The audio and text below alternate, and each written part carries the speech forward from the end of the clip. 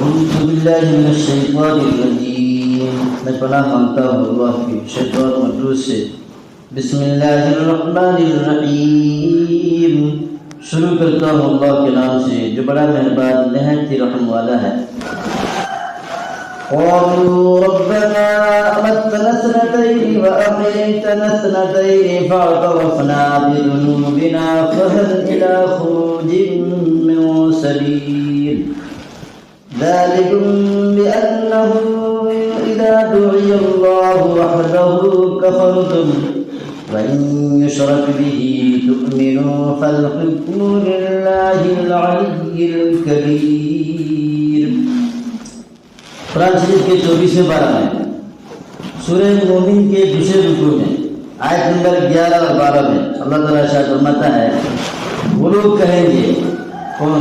جو مشرک ہیں، کافر ہیں، کہ اے ہمارے پروردگار، آپ نے ہم کو دوبارہ 2 مرتبہ مردہ رکھا اور 2 مرتبہ زندگی دی، سو ہم اپنی خطاؤں کا اقرار کرتے ہیں، تو کیا یہاں سے نکلنے کی کوئی صورت ہے؟ جواب ملے گا یہ عذاب تو اس لیے ہے کہ جب صرف اکیلے اللہ کا نام لیا جاتا تھا تو تم انکار کرتے تھے، اور اس کے ساتھ کسی کو شریک کیا جاتا تھا تو تم مان لیتے تھے۔ تو اس پر یہ فیصلہ اللہ کا ہے جو عالیشان اور بڑے رتبے والا ہے۔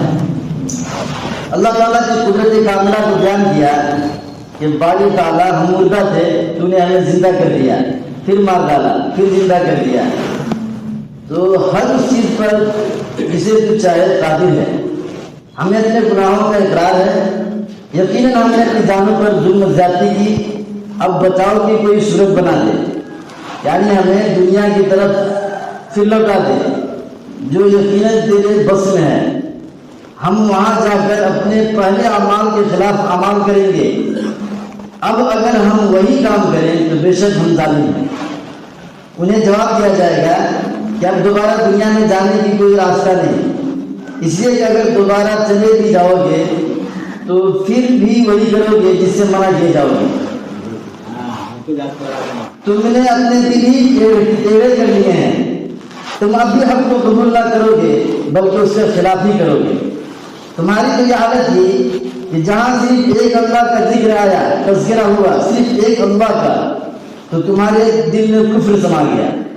ہاں اس کے ساتھ کسی کو شریک کیا جائے، ملاوٹ اور مکسچر کر کے بیان کیا گیا تو تم مان لیتے تھے۔ یہی حالت پھر تمہاری ہو جائے گی۔ دنیا میں اگر دوبارہ گئے تو دوبارہ یہی کرو گے۔ تو حاکم حقیقی جس کے حکم میں کوئی ظلم نہ ہو، سراسر عدل و انصافی ہے، وہ اللہ تعالیٰ ہی ہے، جسے چاہے ہدایت دے، جسے چاہے گمراہ کر دے، جسے چاہے رحم کرے، جسے چاہے عذاب دے۔ اس کے حکم اور عدل میں کوئی اس کا شریک نہیں۔ وہ خدا اپنی قدرتی لوگوں پر ظاہر کرتا ہے۔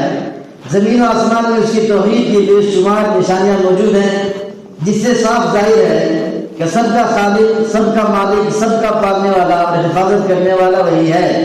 وہ آسمان سے روزی یعنی بارش نازل فرماتا ہے، جس سے ہر قسم کے اناج کی کھیتیاں اور طرح طرح کے عجیب عجیب مزے کے مختلف رنگ و روپ اور شکل و وضع کے میوے اور پھل پھول پیدا ہوتے ہیں۔ حالانکہ پانی ایک ہے، زمین ایک ہے، پھر اس سے بھی اس کی شان ظاہر ہے۔ سچ تو یہ ہے کہ عبرت اور نصیحت، فکر و غور کی توفیق انہی کو ہوتی ہے جو اللہ کی طرف رغبت اور رجوع کرنے والے ہیں۔ تفسیر ابن کثیر پارہ نمبر 24 صفحہ نمبر 33۔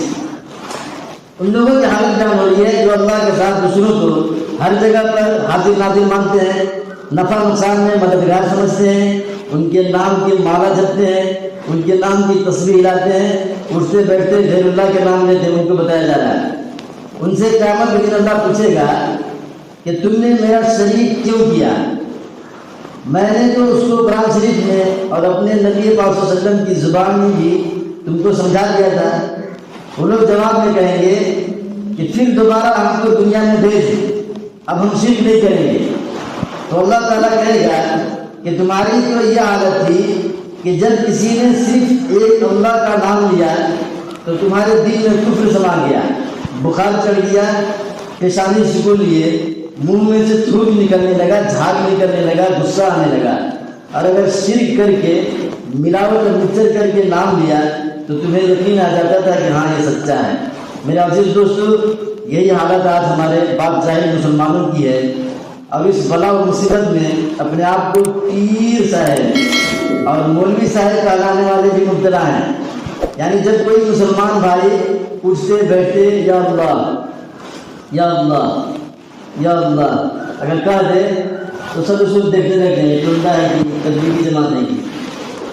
اور وہی اٹھتے بیٹھتے چلتے پھرتے کہ یا علی مشکل کشا یا غوث یا خواجہ معین الدین چشتی، خوش ہو جاتے ہیں اچھا آدمی، یہ مسلمان ہے۔ ایسے لوگوں کے بارے میں بتا رہا ہوں آپ کو۔ اللہ کہے گا اسے کہ جب ہم نے سب کچھ واضح بیان کروا دیا تھا تو تم نے شرک کیوں کیا؟ تمہاری حالت تو سب میرے پاس موجود ہے کہ جب صرف ایک اللہ کا کوئی نام لیتا تھا تو بخار چڑھ جاتا تھا، اور پھر ملاوٹ مکسر والا کرتا تھا تو خوش ہو جاتے تھے۔ پھر کہہ رہے دنیا میں بھیج دیا آپ نہیں کریں گے، کیا گارنٹی ہے؟ دیکھو اصل حالت یہ ہے کہ اللہ نے عالم ارواح میں سب کو اکٹھا کیا، سب لوگوں کو، یہاں جو کافر ہیں، بھیڑ ہے، جمبار ہے، مسلمان ہے، جو بھی ہے، ملاوٹ مکسر جو بھی ہے، سب کو اکٹھا کیا اور ایک جلسہ ہوا۔ اللہ نے اس میں سب سے پوچھا الست بربکم، کیا میں تمہارا رب نہیں ہوں؟ تو سب سے پہلے محمد رسول اللہ کے روح نے کہا بلا، سارے نبیوں نے پیچھے سے کہا بلا، سارے ولیوں نے کہا بلا، سارے لوگوں نے کہا بلا۔ اللہ پوچھ رہا ہے کیا میں تمہارا رب نہیں ہوں؟ کہا کیوں نہیں؟ آپ ہی تو ہیں جو آپ نے پیدا کیا ہے، آپ نے بنایا تو ہم بنے، نہیں بناتے تو کچھ بھی نہیں تھا۔ کیا جھوٹ بولتے ہو کہ سچ بولتے ہو؟ اس کا ثبوت میں جانتا ہوں کون سچ بول رہا ہے کون جھوٹ بول رہا ہے۔ میں ابھی یہیں سے فیصلہ کر دوں کہ جو جھوٹ بولا جاننا میں جائے، ہاں یہ اچھی سچ بولا، اس کو جنت میں ڈالو۔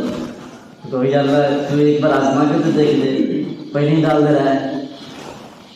آزمانا ہے، بھیج رہا ہوں دنیا میں، روح وہی رہے گا جس نے اقرار کیا کہ آپ ہی ہمارے رب ہیں، جسم بنا کے اس میں ڈال کے بھیجیں گا۔ یہاں کے بھول گئے، سب نے اقرار کیا ہے، سب نے اقرار کیا ہے، یہاں آنے کے بعد بھول گئے۔ تو وہاں تک اقرار کیا تھا سب، یہاں نہیں کرتے، گڑبڑ یہی ہے۔ اس لیے مسلمان لوگ کی بات کر رہا ہوں، جو کافر ہیں، یہودی ہیں، عیسائی ہیں، مشرک ہیں، ہندو ہیں، غیر مسلم ہیں، وہ تو ہے ہی ہیں۔ یہ مسلمان جو اپنے آپ کو کہتے ہیں ان کے دماغ دیکھو کتنا خراب ہو گیا ہے۔ کوئی آدمی چلتے پھرتے یا اللہ اٹھ رہا ہے، بوڑھا آدمی نے اس سے کہا تو چیک کرنے کی کوشش کر اٹھ رہا ہے یا اللہ، وہ یا اللہ کہے تو کسی کو بخار چڑھتا ہے کہ اللہ کا نام کیوں لے رہا ہے، یا غوث اور مدد کا، تب خوش ہوتے ہیں یہ مسلمان ہے۔ اسی کو بیان کیا جا رہا ہے کہ جب کوئی مسلمان بھائی اٹھتے بیٹھتے چلتے پھرتے یا اللہ یا رحمان یا رحیم کہہ دیا تو فوراً اس پر ٹونڈا بندہ کے ٹائٹل لگاتے تھے، اور جو کہتا یا رسول یا غوث یا خواجہ یا علی مشکل کشا یا حسین یا داتا یا غیبن شاہ یا داول شاہ یا ملن شاہ یا کلیر شاہ، بہرحال خدا کو چھوڑ کر کسی نبی یا ولی، کسی پیر فقیر صاحب کا نام لے لیا تو اس کو سنی سمجھتے ہیں۔ یہ ہے اصل مسلمان۔ جہالت کی بھی کوئی حد ہوتی ہے، اتنا بڑا بدماش۔ تو اللہ کے پاس جانا ہے ہر ایک کو، اللہ سے سب سے زیادہ محبت ہونی چاہیے، سب سے زیادہ۔ اپنا روپیہ پیسہ، جان آن، گھر مکان، بیوی بچے، سب سے زیادہ محبت اللہ سے ہونی چاہیے۔ اس لیے کہ اس کے پاس جانا ہے، اسے دشمنی کریں گے، اس سے بغاوت کریں گے، اس کے ساتھ بدماشی کریں گے، اس کے پاس جائیں گے تو آرام سے جائیں گے، آرام سے نہیں جائیں گے۔ قرآن شریف اللہ فرماتا ہے والنازعات غرقا، قسم ہے غوطہ لگانے والے فرشتے کی جو جان گھسیٹ کے نکالتے ہیں، جان کو، روح کو گھسیٹ کے نکالتے ہیں۔ کس کا نکالتے ہیں؟ یہ جو غدار ہے، اللہ کے ساتھ بغاوت کیا ہے، جو بدماشی کرتا ہے اللہ کے ساتھ، اللہ سے محبت نہیں کرتا، اس کے فرشتے جسم میں سے روح کو گھسیٹ کے نکالتے ہیں۔ ایسا سمجھو جیسے کاٹن کا کپڑا ہے ریشم کا، اور کانٹے کا جھاگا ہے، جھاگ میں ہمارا کپڑا ہے سب اٹک لیا، اب گھسیٹے تو اس کی حالت کیسے ہوتی؟ پورے دھاگا ادھر ادھر ایک ایک نکل جاتے ہیں، پھٹ جاتا ہے، چر جاتا ہے۔ ویسے ہی جس نے اللہ کے ساتھ بغاوت کیا ہے، غداری کیا ہے، اس کی روح فرشتے سے گھسیٹ کے نکالتے ہیں، پورا جسم چیر جائے گا اندر۔ اسے اللہ کے ساتھ بغاوت نہ کریں، اس سے محبت کریں۔